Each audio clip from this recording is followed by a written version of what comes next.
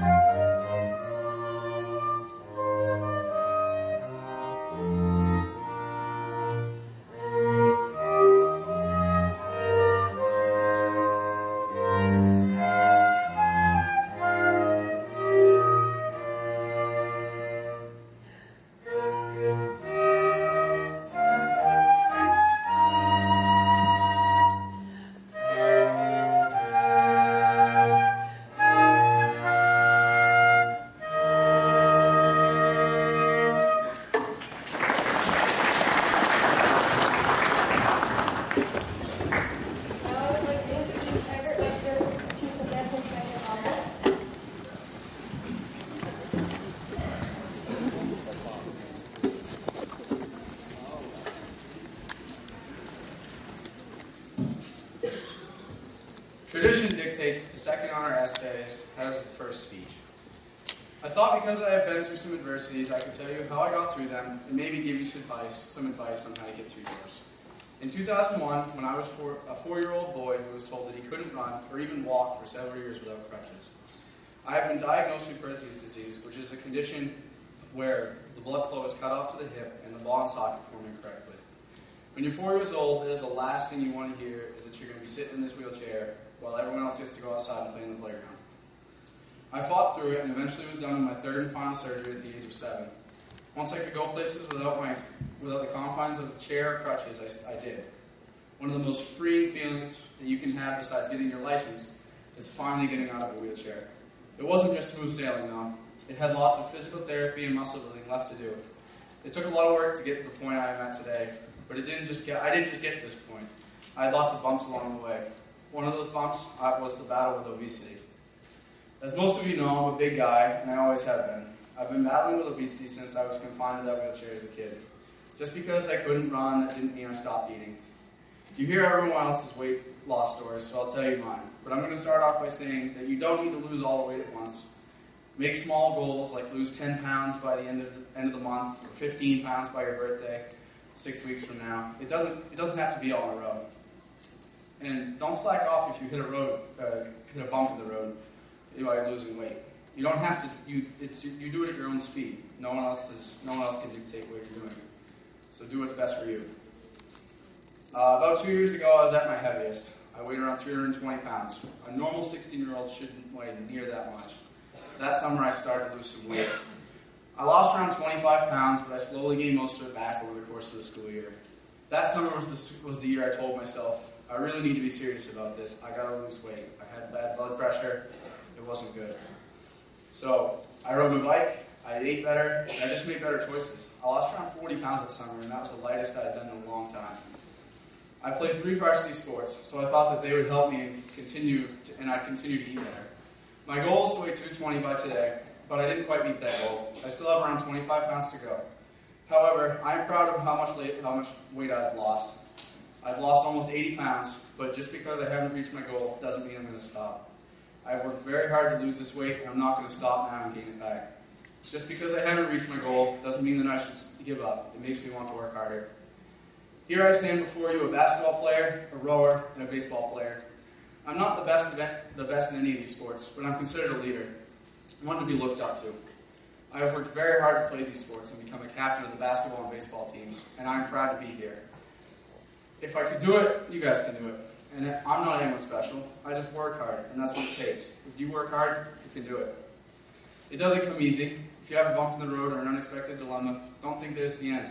Think of it as a new starting point. Like our class motto says, nobody can go back and start a new beginning, but anyone can start to take today and start a new ending. Every challenge should be a new starting point. Come out of it a better person, use all your challenges, and better yourself. If you put your mind to it and work hard, you can make it through anything. Now, Tracy, would you come over here for a second?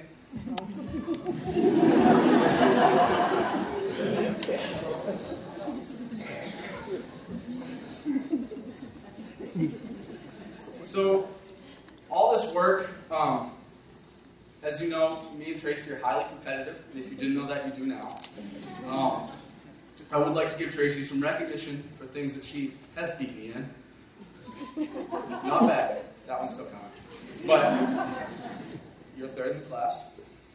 You rode a bike first. You get to do all those fun things. And I wanted to recognize you with that, and for challenging me to get here. Thank you, Tracy.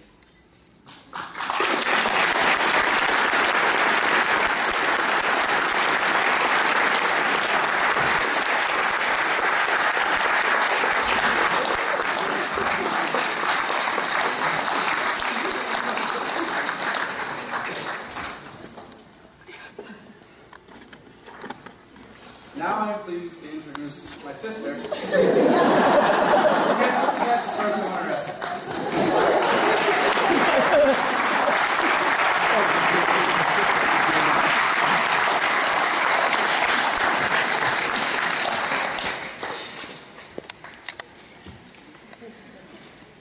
That wasn't nice.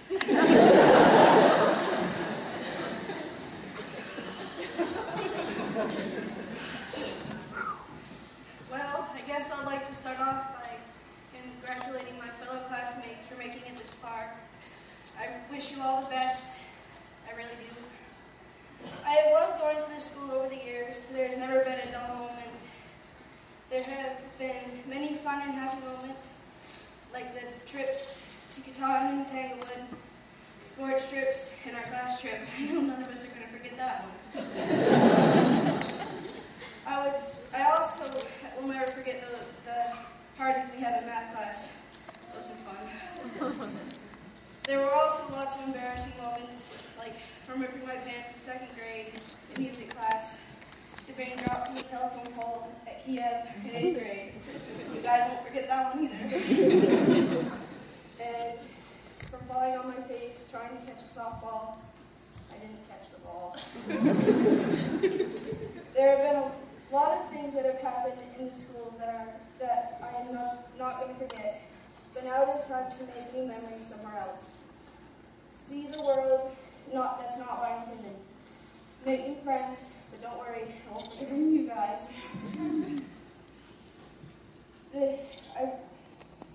The town is a big part of who I am, but I need to go out and find the rest of me. I am very excited to go out and learn new things and meet new people, but I will never forget the island and the people who have pointed me in the right direction. It is my turn to see if I can do it on my own. Thanks.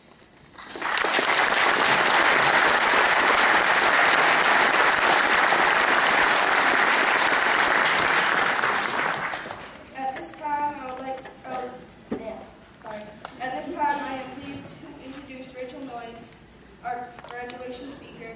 Our class would like to extend a huge thanks to Rachel and her co-chaperone Patrick Shane for taking us on our class trip. Rachel and Pat were ready to deal with every detail and worked so hard to make sure our trip was filled with great memories. Thank you so much for your support.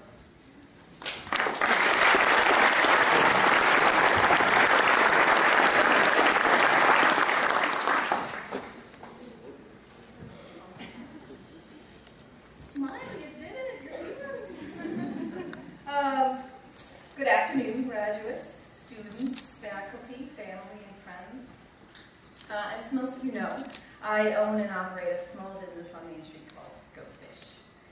Working in town every day is a very social job, and like most of you, being in town will almost always include running into someone I need to talk to, do business with, or make plans with. Business is carried out without a formal phone call, letter, or appointment, and that face-to-face interaction is always the most effective way to communicate and get things done, and has been the island way for generations. This very thing happened to me, and is the reason why I'm speaking to you here today. I was coming down the chip and soda aisle of Carver's Harbor Market when a member of the senior class stopped me. In a quiet voice, she shared with me that I had been chosen by her classmates to speak at their graduation. Now, if I had received a letter, I could have pondered it for a couple days and talked myself right out of it. If it were a phone call, I would also be allowed that time to mull over the idea of thanks and I'll get back to you. However, how does one say no when face-to-face with Taylor Littlefield's gentle demeanor and those huge brown eyes? It is simply impossible. They sent the right one in to do the job. I thanked her for the very honorable places speaker, gave her a confident, yes, I'd love to.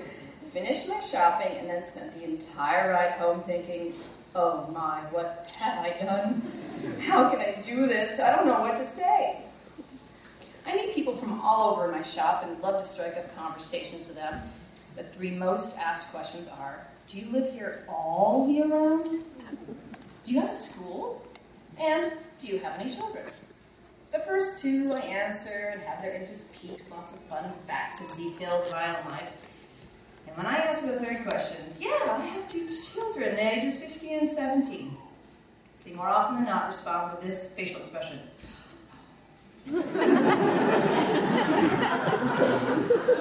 Now, as revealing shock or pity, I can't always tell. Their shoulders slump, and they reply, oh. In this tone that says, poor you, that is terrible, and you are never going to survive. These responses have been the case ever since mine have entered this so-called moody, angsty, confusing stage of development. At first, this response caught me off guard, as I was personally enjoying this stage, just as I have all incarnations of this parenting roller coaster. Each step of development has its ups and downs, pleasures and challenges, but somehow we parents are wired to just move along with it and truly be in whatever period they are experiencing. Even though at this juncture, there are many moments of frustration and wanting to pull out your hair because somehow communication and getting through to them seems to be an impossible feat. They are some of the most curious, funny, interesting, responsive, and thoughtful beings I know. I have spent the last couple of weeks thinking a lot about this group of graduates and what I might share with them to inspire, amuse, and guide them forward. I have known them all their lives, but have only really gotten to know them better these past couple of years, and especially on their senior class trip. I realize what allows me to connect to them the most is the fact that I am a parent of two teenagers. I'm in the zone, and I love this phase. I truly believe that just like every other stage of their lives, you just don't get it until you're in it. So why is it that some people are so intimidated by, uncomfortable with, and unable to relate to adolescence? I attended a parent meetup this past fall, and we watched a very funny, short, informative YouTube video on the teenage brain. I am going to attempt to share some of these tidbits with you, which will hopefully address some of the reasons this may be true. Apologies to any scientists in the room for taking too many shortcuts. I only have a few minutes. So this gentleman, Hank Green, in 10 minutes did the synopsis. Here are some highlights. So to start with, we've got sex hormones, storms going on, enormous change in your bodies, peer pressure, and a lack of sleep to contend with. But increasing evidence suggests that there is something much bigger at work that's making teenagers so teenagery. Their brains. We are about 95% full size by age 6, but the brain takes longer than we think to mature, and the final connections to the prefrontal cortex, may not be finished until your mid-20s. Adults, for the most part, know how to make quick decisions by evaluating choices and weighing the consequences, which is all performed by this prefrontal cortex, the area responsible for controlling impulses, emotion, and forming judgments. This is the last thing to get connected and shaped in young minds, which means they are responding from a completely different area of the brain. This area of the brain is also responsible for attitudes, relating to others, and risk-taking. And because teens aren't fully wired, they respond with the back of the brain, the amygdala, big word, an emotional gut reaction without running it by the filter in the front first. This results in a lot of misreading of expressions, intentions, and subtlety of mood with one another and anyone they encounter. They might see your concern as anger and worry as disappointment. They just don't have all the brain bits lined up yet.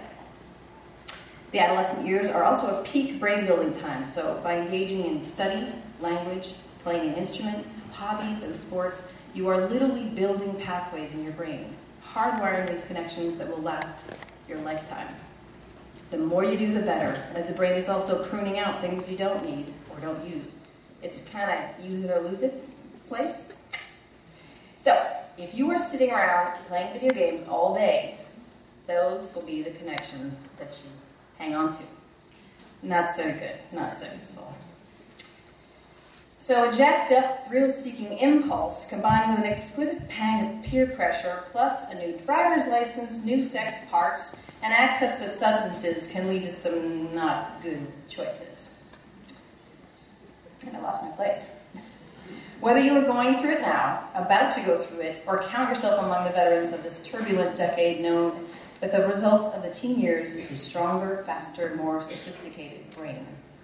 So graduates, I'm not telling you this to make excuses for your not so desirable behaviors, but instead challenge you to make the most of these neural growing pains. Please appreciate the fact that your parents have truly given you their best to help you on your way, and know that there are real biological reasons that you can't always see eye to eye. So go easy on them. Parents, do the same by letting them make a few mistakes and take some chances. It is the best way to slowly let go and let them grow. Class of 2015, embrace all opportunities that cross your path. Try new things at every turn. Put yourselves out there and know that mistakes are often the best way for you to learn. Have as many face-to-face interactions as you can to keep our island tradition alive wherever you may go. For in this world of instant everything, we are forgetting how to be with each other in real time. I enjoy watching each of you have many moments of neural growth in the Dominican, where you tried new foods, new sports, engaged with new people, embraced a new culture, faced real fears, and trusted one another and me. It is a wonderful thing to witness a young adult's personal growth. You are a smart, funny, compassionate, talented, capable, hardworking, likable, and pesky bunch. And I thank you for asking me personally to share in your day, which pushed me to do something new.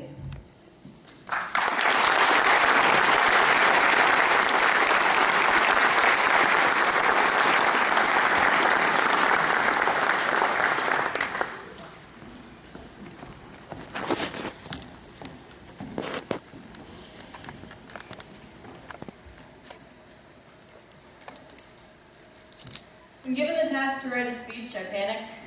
I had absolutely no idea what to write. I spent days stressing out about whether or not my speech was going to be good enough, or long enough, or good enough of the interest to you, the audience.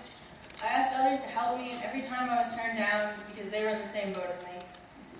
But then an idea came to me, as this day is about all of us. Why not share with you some of what my classmates have taught us along the way?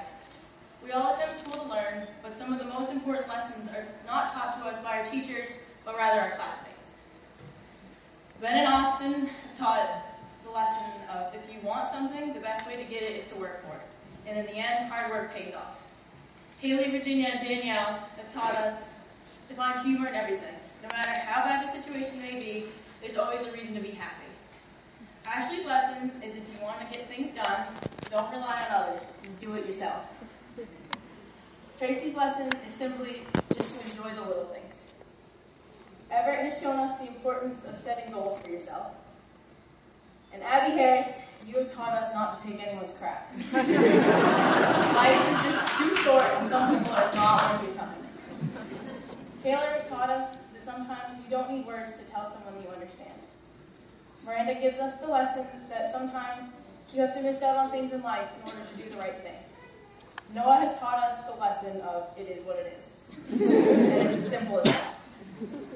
Drew has taught us to live in the moment and sit back and take everything in, but be ready for anything that life throws at you. Adam Young has taught us to have fun and not care what other people think. And there are two people in the class that have taught us all many lessons, but have taught me some of the biggest lessons that help make me who I am today. And Heidi has taught me to just be myself and don't do things to please others. If people really love me, they're going to accept me no matter what. And there's no need to be anyone but myself. And Amanda has taught me that everything happens for a reason. Sometimes things are just meant to happen, and if they're meant to fall into place, they will. Vinalhaven School has turned our class into a family. We may have our ups and downs along the way, but no matter what, we will always be there for each other, as families usually are. You all have so much to offer this world, and as humans, we will continue to grow and change, but one thing is for sure. Our class is a bond that will never be lost. In the end, the biggest lesson learned was that we'll always be there for one another. Congratulations to you all, we made it. Now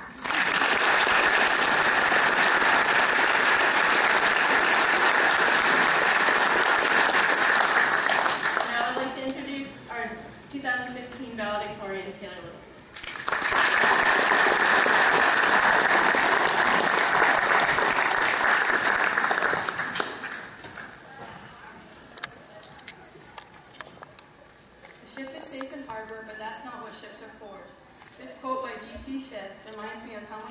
To stretch my own previously perceived boundaries over the last few years. When I was little, I wasn't brave enough to try a lot of new things, especially if they involved social groups. My younger sister actually made up for it by impulsively jumping in with both feet. I learned early on to watch her try something new first, and if she didn't get into trouble or get hurt, then I might try it. As I grew up, I began to feel much more confident about venturing out into the world. Taking appropriate risks have become easier for me, and it seems that everyone has something they are afraid of. Riding roller coasters, for some reason, have never been a problem for me, but public speaking has. One of my all-time favorite animated movies is Ratatouille. This story follows a rat named Remy who dreamed of becoming a chef, even though there are many obstacles in his way. The fact that he was a rat, for example. When at one point Remy feels that everything is hopeless, a recently deceased Parisian chef named Cousteau, who is popular worldwide, comes to his aid as a figment of his imagination. He teaches Remy many lessons about life and achieving his dreams. One thing he tells him is, if you focus on what you've left behind, you will never be able to see what lies ahead. I believe that another Cousteau quote can apply to many other aspects of our lives as well. He said, "Great cooking is not for the faint of heart. It's imaginative, strong-hearted. You must try things that may not work, and you must not let anyone define your limits because of where you come from. Your only limit is your soul." What I say is true, anyone can cook, but only the fearless can be great. I've learned that if you are fearlessly passionate about pursuing a goal and trying new things, your chances of succeeding are greatly increased. So my fellow classmates, I wish you good luck wherever life takes you. Unlimited possibilities await us. While there is never a guarantee that you will be great at something, if you never take the risk and try, you will never find out. Be fearless and take a chance on greatness. As Mark Twain once said, the two most important days in your life are the day you are born and the day you find out why. In the end, we only regret the chances we didn't take. Thank you.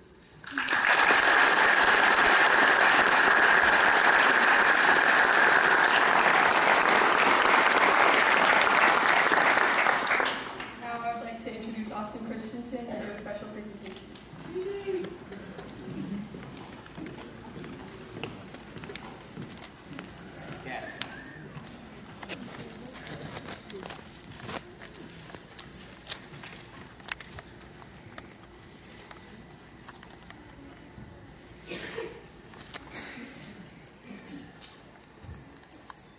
board here?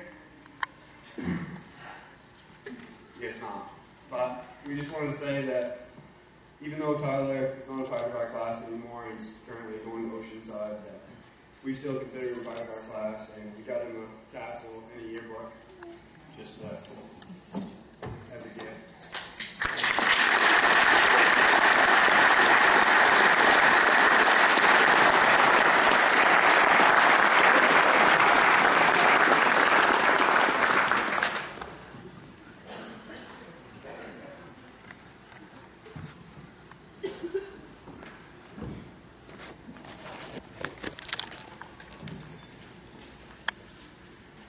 We'd like to take this time to present a rose to our parents, along with our graduation stole that we're wearing on our hats. As some of you may know, it's called the stole of gratitude. It's a lasting symbol of appreciation and a fitting way for us as graduates and a special tribute to the people who have shaped our lives. The stole is traditionally worn during the ceremony. Then it is removed and placed around the neck of the recipient as a gesture of great appreciation. Come on.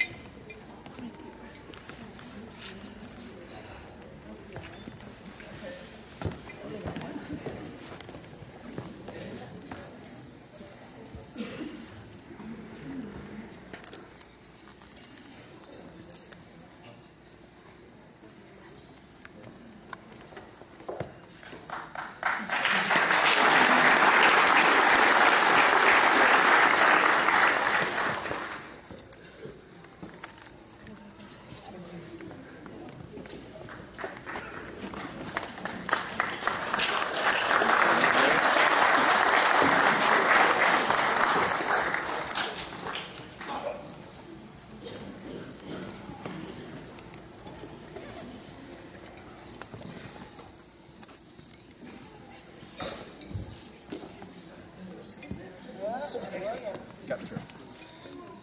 See.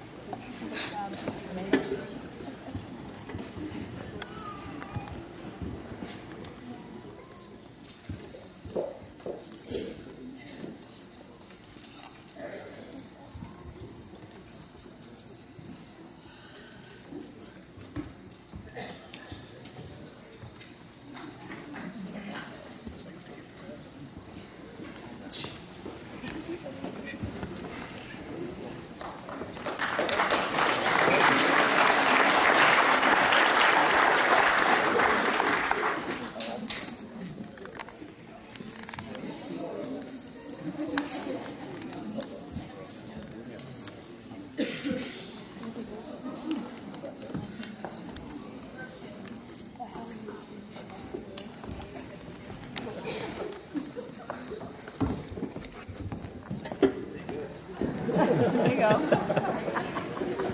I don't have any relatives.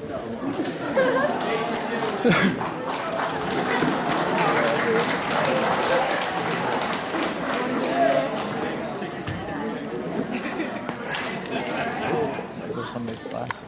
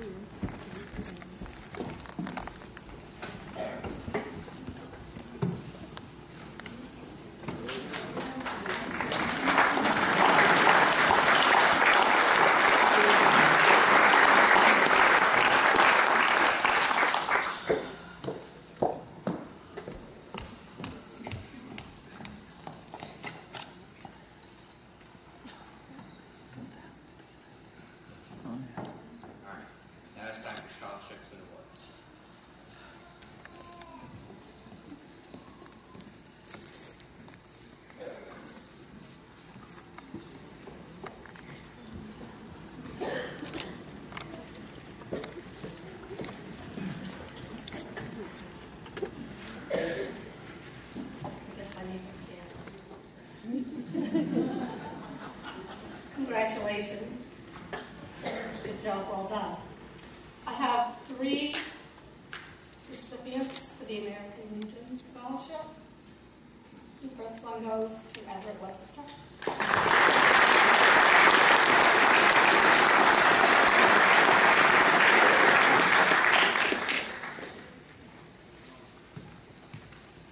Second one is for Tracy Webster.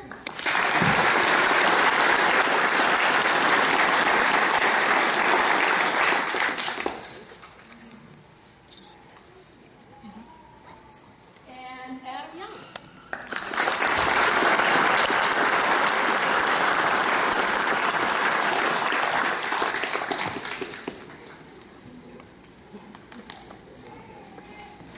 Have one scholarship for the American Legion Auxiliary, and that is for Willie Hopkins.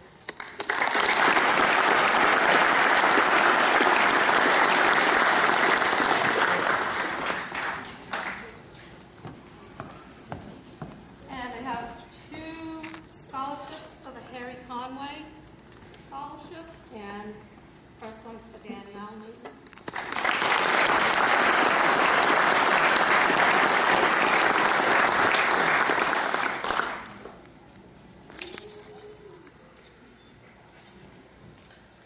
And Abigail Harris.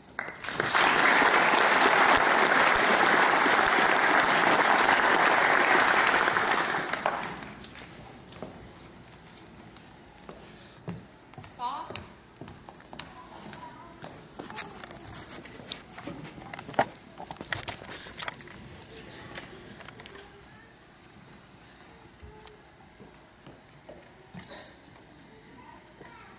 It gives me great pleasure today to give the 2015 Brain Scholarship to Amanda McConnell.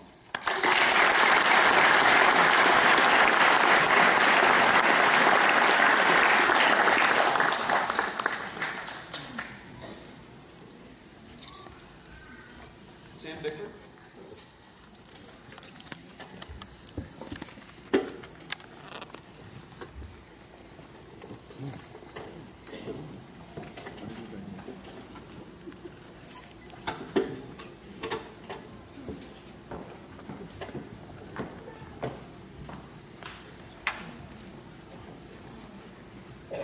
First off, the Vinalhaven Firefighters Association would like to congratulate the class of 2015. So congratulations. Job well done.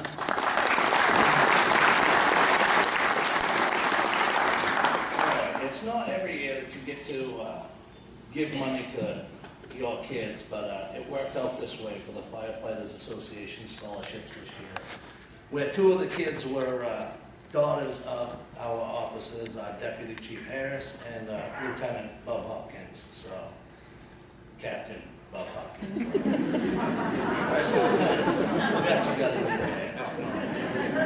So we're going to start with Ruby. Ruby Hopkins.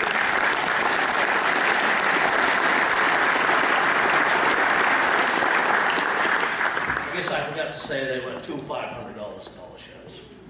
And the last one is Abby Harris.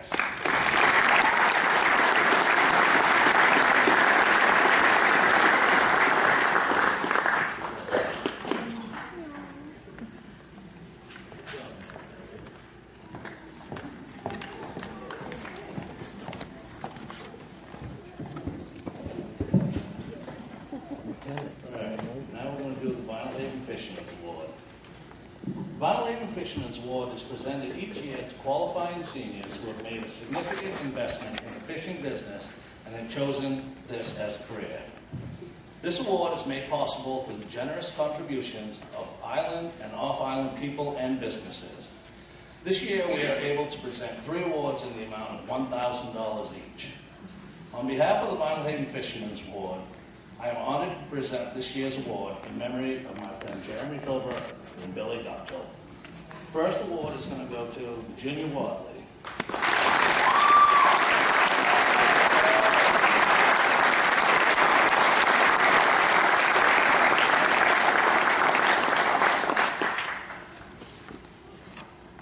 Second award is going to go to Noah Slavinsky.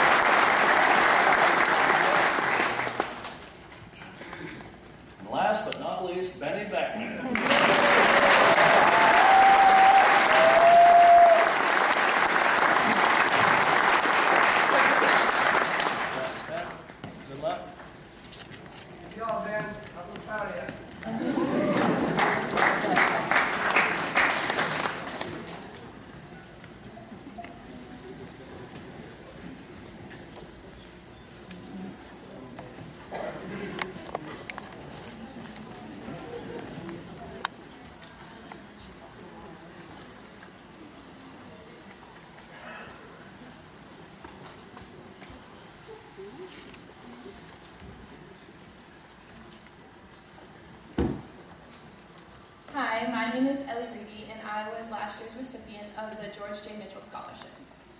The Senator George J. Mitchell Scholarship Research Institute awards 130 scholarships each year, one to a graduating senior from every public high school in Maine.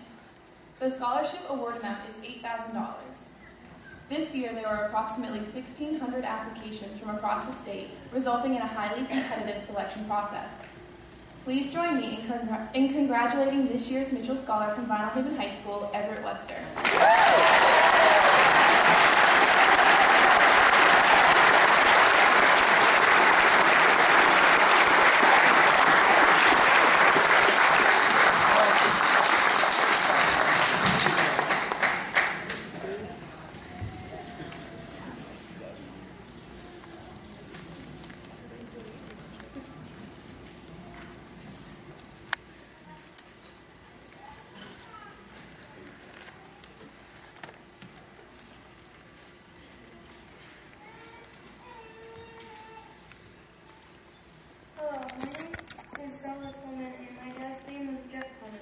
He was a wonderful father and husband, hardworking Welshman, and extremely talented guitarist. He began teaching himself to play the guitar when he was in the 7th grade. His favorite kind of music to play was rock and roll, and Van Halen was one of his favorite bands.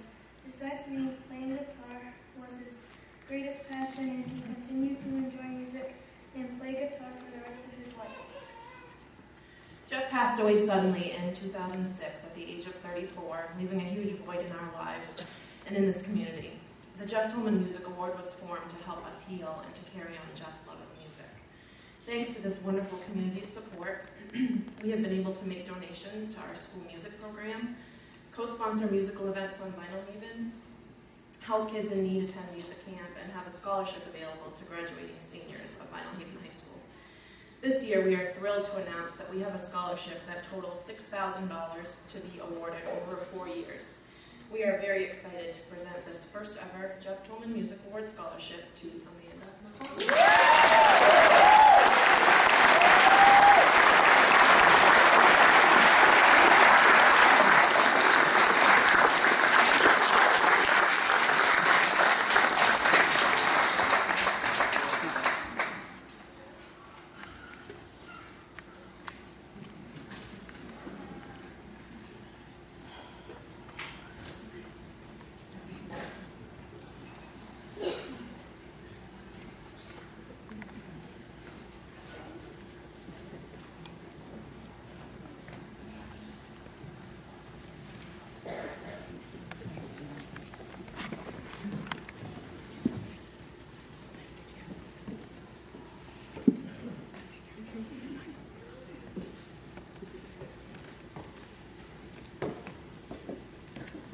Isn't it great to have a man around?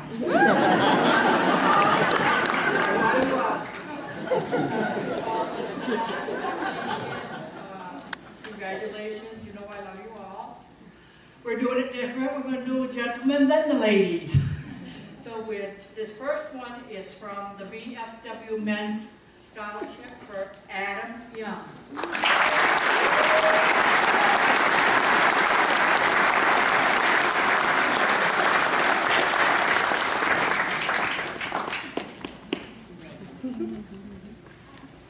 And I'm proud we have 3 more. The next one I am very happy to give to Abigail Harris.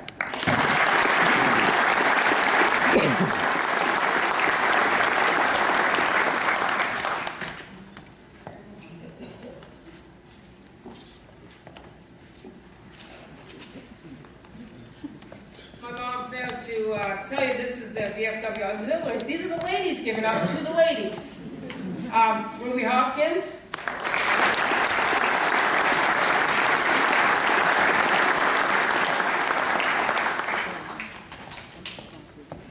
And Taylor Littlefield.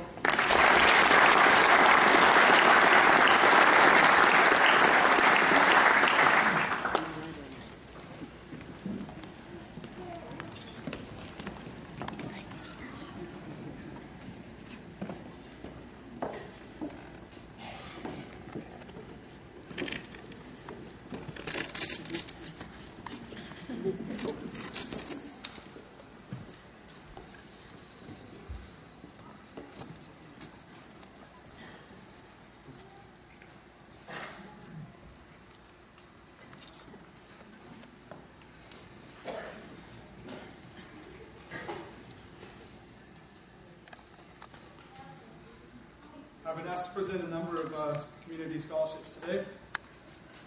For the Gwendolyn Green Scholarship, Amanda Collins.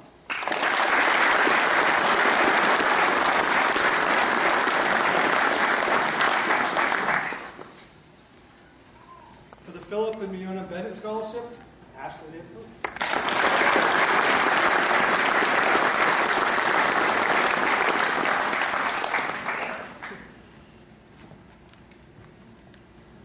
Fox Island Teachers Association. The award goes to Amanda McCall.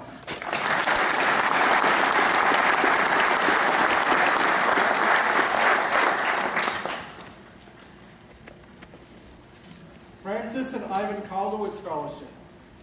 Tracy Webster.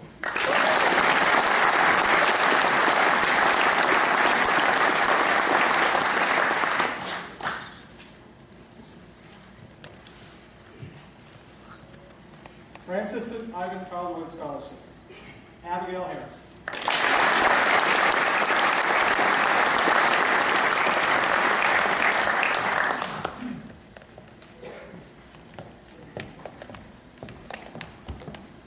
Francis and Ivan Calderwood Scholarship again. Heidi Guilford.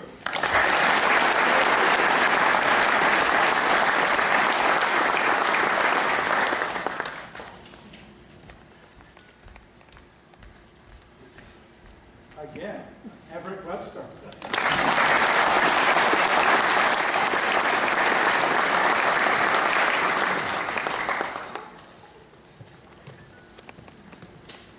And the last Francis and Ivan Calderwood Scholarship, Ruby Hopkins.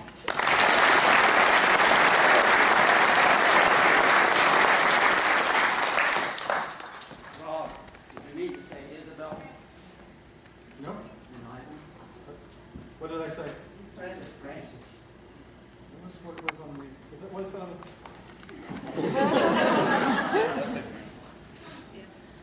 Francis. It's Isabel.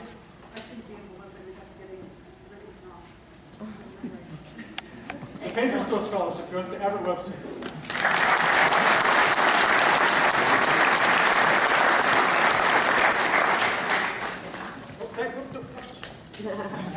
Stay right there. George Laurie Trust Scholarship, Everett Webster.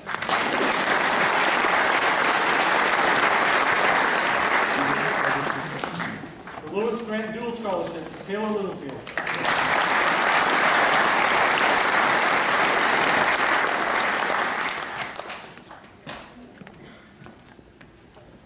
The Vinalhaven Town Band Scholarship to Amanda McConnell.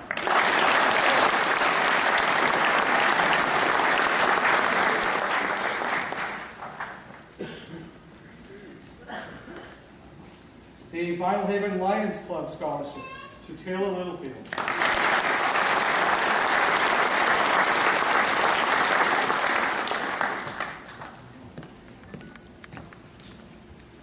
Mary Wentworth Scholarship on behalf of the Vinalhaven Lions Club, Adam Young.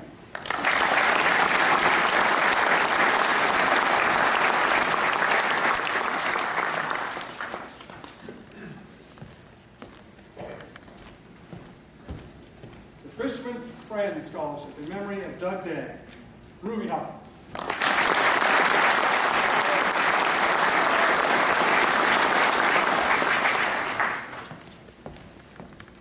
The Fisherman's Friend Scholarship in memory of Ken Hildings, Taylor Littleton.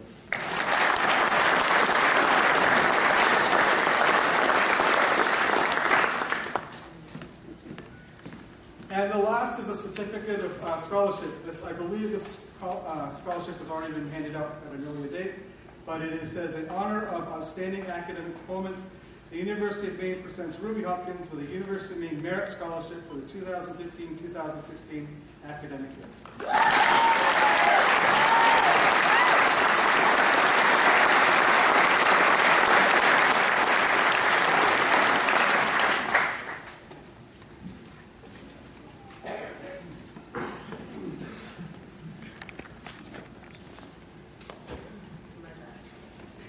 As a member of the Partners in Island Education Scholarship Committee, I'm proud to present several awards to some members of the class of 2015. Some of my very first students, It's very fortunate and very exciting that every one of our applicants will receive an award from one of the 3 current scholarship programs provided by PI. The PI Travel and Education Scholarship has provided funds to Vinalhaven High School students pursuing various travel and education opportunities. We have assisted several students attending programs from California to Central America to Europe and even a semester at sea. This student has not had to travel quite as far for her educational opportunity, but I am happy to present a one-time travel and education scholarship of $1,000 to Ashley Davis.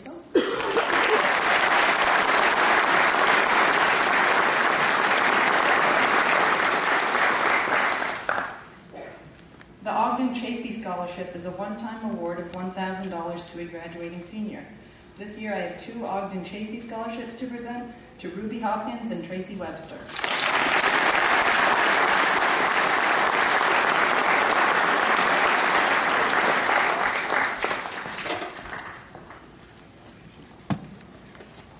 The Vinalhaven College Fund Scholarship was developed in 2005 with the goal of providing a substantial financial award each year to one graduating senior going on to a 4-year college.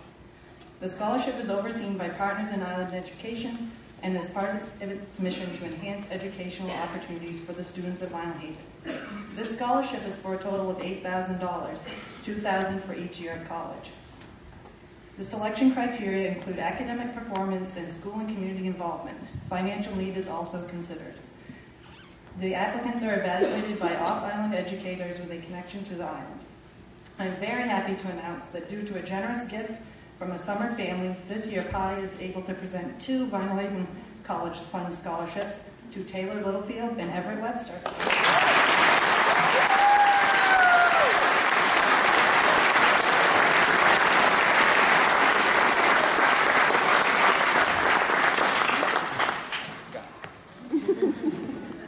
At this time, please join us to enjoy the 2015 slideshow.